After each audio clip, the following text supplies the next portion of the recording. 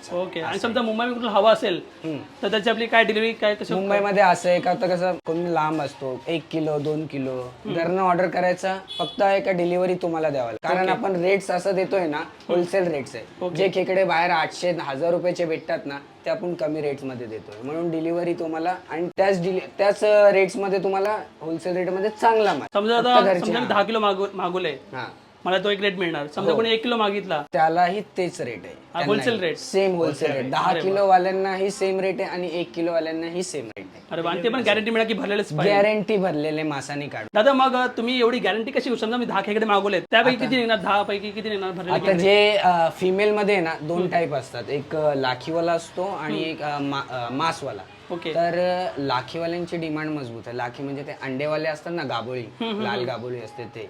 तर ते आम्ही 100% गॅरंटी वाले देतो. ते जर तुम्हाला भरलेली पाहिजे ना, हा. गॅरंटी